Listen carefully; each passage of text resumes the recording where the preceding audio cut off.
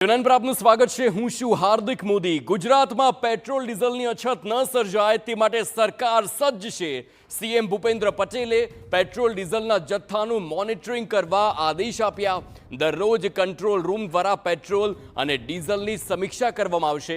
નાગરિકોને હાલાકી ન પડે તે માટે સપ્લાય વ્યવસ્થા સુનિશ્ચિત કરવામાં આવશે। પેટ્રોલ અને ડીઝલના સ્ટોક પર કડક નજર રાખવા સીએમનો આદેશ છે। પેટ્રોલ ડીઝલની ઉપલબ્ધતા ચકાસવા માટે કલેક્ટરોને પણ સૂચના આપી દેવામાં આવી છે। Political editor Kinjal Mishra phone line પર। કિંજલ, એક તરફ જે પ્રકારે ભાવ વધ્યા છે, લોકોમાં પણ ટેન્શન છે, અને ત્રીજી વાત કે હવે અફવા પણ ધીમે ધીમે ફેલાય છે કે પેટ્રોલ ડીઝલની અછત સર્જાવાની છે, તે વચ્ચે સીએમનો જે પ્રકારે સમીક્ષા અને આદેશ છે તેની શું વધુ વિગતો મળી રહી છે?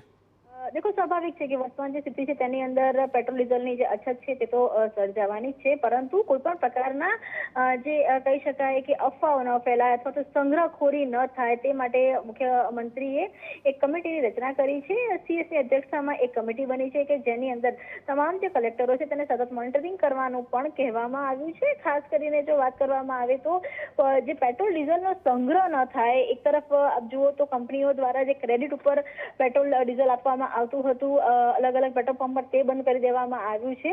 તો બીજી તરફ જે કહી શકાય કે ડે ટુ ડે ની અંદર જથ્થો છે તો સ્વાભાવિક છે કે પેટ્રોલ પંપ પર ઘટી ગયો છે। તમામની વચ્ચે પેટ્રોલ ડીઝલની અછત ન સર્જાય, કોઈ પ્રકારની અફવા ન સર્જાય, કોઈ પણ પ્રકારની ક્રાઇસિસ ન થાય તે માટેનો જે પ્રયાસ છે તે કરવામાં આવ્યો છે। તેની માટેની મોનિટરિંગ કમિટી છે તે બનાવવામાં આવી છે।